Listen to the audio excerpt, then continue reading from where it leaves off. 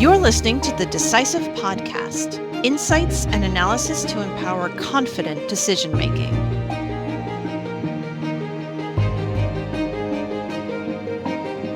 Hello, and welcome to the Decisive Podcast.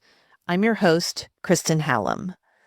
This episode comes to you from the sidelines of the Trans-Pacific Maritime, or TPM Conference, which took place in Long Beach, California from March 1st through 4th. I sat down with Chris Rogers, head of supply chain research at S&P Global Market Intelligence, on March 1st, one day after the joint U.S.-Israeli strikes in Iran. Chris and I explored a question that's become a defining theme of modern logistics: how this industry keeps finding a way, no matter what hits it next. We unpacked what resilience really looks like in practice, how logistics networks adapt under pressure, how shippers and carriers think about disruption when it's no longer an exception, but a baseline, and what the current moment reveals about the industry's capacity to absorb shocks and keep goods moving anyway.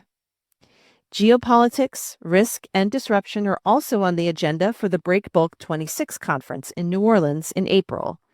Like TPM, Breakbulk is organized by the Journal of Commerce by S&P Global. Click the link in the description of this episode to learn more.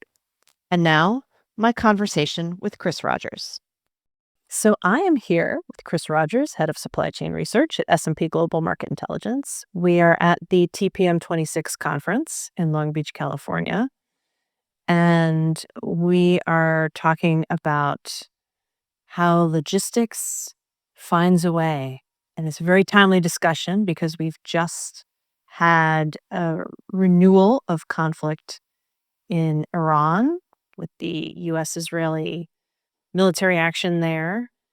So it's deja vu all over again, Chris, is it? It is, yeah, it is. It feels like there's always something, right, with supply chains. That line we use, logistics finds a way, it's actually a quote from Jurassic Park.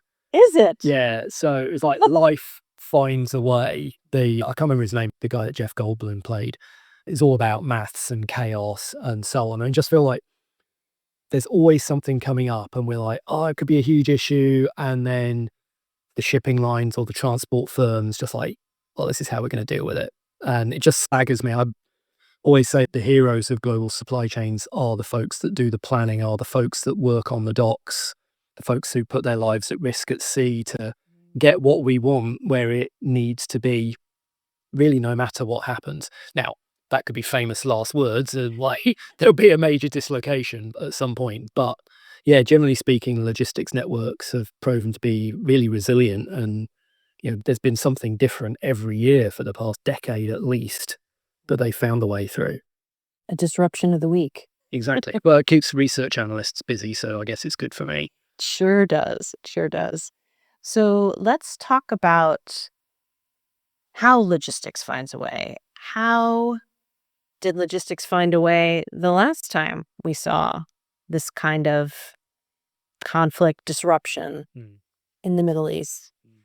I mean, the good thing is for logistics networks generally is there are both different modes of transportation available, and the Earth is a sphere. Yeah. It's a squished sphere, right? I'm sure there's some name for that. But the point is that because the bulk of trade happens by volume happens at sea, there are normally different sea routes that can be followed. So if one route is blocked, you can find another way around. So to a certain extent, the network is self-healing. Now, the challenge when we first at the end of 2023 and into 2024 saw the Red Sea become less available for shipping, that was because of actions by the Houthi regime in Yemen and the Houthis attacking shipping in the Red Sea. And so that led, quite rightly, most shipping firms to say we can't use that route anymore. And in that instance, there were two other major routes that could be followed. One, to go around the Cape of Good Hope. Takes longer, takes about 2 weeks longer, uses more fuel and so on. And the other is to go through the Panama Canal. Now, the good news is that the Panama Canal issues had been before that with low water levels that were cutting shipping back via that route. But because basically vessels can move anywhere in the water they want to, then you could redirect around that.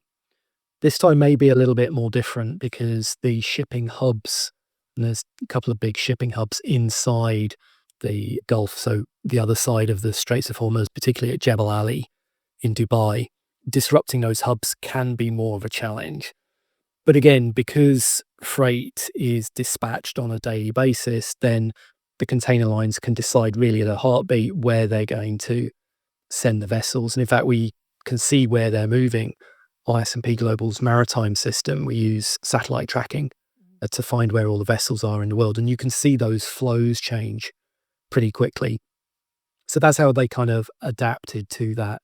And in many regards, it actually suited the container lines to have a slower route because they had more capacity coming on. And so because that longer shipping time effectively took 5% out of global shipping capacity, just at a time that there were lots of boats that were being delivered, ships that were being delivered. We're at TPM, someone will correct me, a boat ship.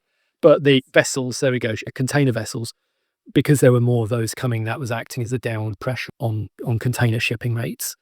So it kind of suited them to run a little bit slower. And actually, slower is greener as well. So, Really? yeah, because you're running, the engines aren't running as intensively, the emissions per container carried is somewhat low. We're talking percentage points. It's not kind of green, the secret of green is slow, but yeah, there is an element of that. Let's talk about another example where logistics found a way when the port of Baltimore was knocked out of commission due to an accident. I mean, that one was slightly different. So what happened in that instance was a container ship had a wiring fault and that led the powering system to fail. And because, it's not a matter of just turning the rudder on these things, you actually need to power them to change direction. A complete power failure meant it was just going to go where it was going to go. And it was a human tragedy, first and foremost. People did lose their lives on the bridge, and the bridge collapsed, and that took, quite a while to sort out. Now, what effectively happened there, the Port of Baltimore is relatively small as a cargo port for containers, but it is connected by rail. So anything that was already there that needed to get out of the country could be railed to a different port. And then the vessels that were due to come in could go to neighboring ports pretty easy. We did see congestion build up, particularly at Philadelphia, which was the kind of the next available port there. But you could go to Philadelphia, you could go to Norfolk, or you could go to even up to Newark or New York as alternatives. Actually, in that instance, the biggest issue wasn't for the container lines, it was for car shipping. And so effectively, the big car shipping firms had a pretty big handling facility at Baltimore. It's the biggest vehicle handling facility on the eastern seaboard at the time. So they had to go elsewhere. And it's difficult to move cars. I mean, you can drive them, clearly. Nobody wants their new car having driven 300 miles. But it was more of a challenge. So we did see the big car companies have to find other routes, and the rail companies had to lay on extra carriage chassis to be able to move the vehicles around. There were delays as a result. And normally that's what we actually see is that trade still gets there. It just has to take a little bit longer to get there. So there were delays in vehicles being delivered of 2, 3, 4 weeks. I think what's interesting is that since that's happened and, we've all forgotten about it to the extent you can't even remember when it happened, but that's not the only port in the United States that has a vulnerability linked to bridges. And a lot of the infrastructure in the United States is relatively old now. So there are other ports where bridges are being assessed. I wouldn't want to get into the specifics of it because I know the US Army Corps of Engineers is still assessing like all the different bridges around the country and the effects those could have on shipping more broadly. But again, that really, the recovery there reflected the fact that these shipping networks are multi-nodal, so they've got different nodes that you can ship to instead. Clearly, air freight wasn't an option in that part, unless it was a particularly fine Ferrari or something. I guess it might ship by air. Yeah. Well, let's talk about a different kind of disruption, labor Yeah. unrest. So, last year at TPM or leading up to TPM, there were very real concerns about labor disruption, labor strikes at the East Coast ports, and that ended up not materializing. But how do you see labor unrest sort of evolving, like in the 1-year outlook, as our risk analysts might say? And how does logistics find a way in that situation? Yeah, so I think, as I said earlier, the people who make logistics networks work are the heroes of it, and they expect to be paid well for it, which is perfectly reasonable. They also expect to be kept safe, which is also perfectly reasonable. The issue for the US specifically is the level of employment at the ports, if you like, per box delivered, is much higher than it is elsewhere in the world. There's been less automation brought into play for all kinds of different reasons that we don't need to get into. But what that means is that the US ports, particularly, are more exposed to the risk of labour strikes occurring. Now, the good news is because you have mass negotiation and because you have contracts that typically run on a 4-yearly basis, you can very predictably see where potential bottlenecks are going to occur up front. And so you can plan around that. Now, one of the ways that logistics networks dealt with those risks at that time was via inventory front loading. So if you know that there's a risk that on October the 15th, there'll be a port strike because a labor contract that was being negotiated for a year at that point wasn't going to happen, then you could make sure you get ahead of the curve. I think we've gone from inventory front loading being the kind of purview of trade nerds like me to now being kind of more broadly recognized as a strategy in the business community. It's partly because of that, and also partly, of course, because of tariffs, which we've talked about at length. I'm sure we'll talk about again at some point. So the inventory front loading, I think, was one key element there. Another was effectively just shipping to the West Coast. Because the East Coast ports and the West Coast ports negotiate at different times, effectively we saw preparations to ship into the West Coast and then rail from there, which again is expensive. It's not a perfect solution because obviously you can't economically put all of the trade that would have gone into the East Coast into the West Coast. Roughly speaking, about 30 to 35% of all of the imports to the US that come from Asia go into the East Coast, not the West Coast. So you couldn't readily kind of swap all of that around. But again, it gave time to put provision in place, particularly for goods that are seasonal. So like the must deliver stuff, they could put plans around that. But labor issues aren't just an issue for the United States. We've seen those issues emerging in Europe as well. And we've seen shipping networks adapt. So if there's been strikes in France, you deliver into Germany. If there's strikes in Germany, you deliver into the Netherlands and so on. So we've seen adaptation around that. And Europe has a little bit more of an advantage there because you don't have single union negotiations for an entire seaboard. It happens very much kind of port by port or country by country. And in fact, the biggest issue for European ports right now has actually been weather disruptions. So we've had particularly bad winter. That's led to storms, which, you're based on the US Eastern Seaboard, all what storms are about. Oh, yes. And snow and all of that kind of good stuff. So they've had to deal with that. Where labor has been less of an issue has been in Asia, with the exception of South Korea, where they had some disruptive port strikes in the past 18 months or so. That is because there's been a much higher level of automation. And as a consequence of which, if you don't have the workers to go on strike, strikes aren't an issue. So, you've had that very different profile around the world. The next round of strike action, touch wood, sat on a metal chair, I need to find some wood to touch. But, the US, which is more prone to that, we've got another couple years before the next round of negotiations start on the West Coast, before we start to see that emerge. So hopefully we got a couple of TPMs before we need to worry about that again. All right, I'll pencil it in for 3 years' time. So, Chris, what can you tell us about how logistics have adapted, in the context of all these different disruptions of various stripes? And what does the future look like?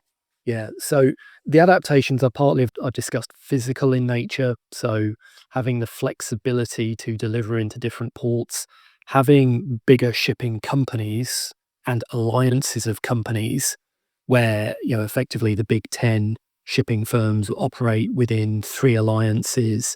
They account for, roughly speaking, depending how you measure it, 60 to 70% of global delivering capacity. that gives them a lot of flexibility to say, okay, we're not going to deliver into Newark, we're going to deliver into Norfolk, but we're not going to deliver into the East Coast, we're going to deliver into the West Coast, or we're not going to go through the Panama Canal, we're going to go through the Suez Canal. So having that scale gives you that diversification and gives you the ability to do a lot of that. I think technology plays a big part as well. Obviously, a big part of logistics planning is the classic traveling salesman problem, which is basically just a giant maths problem.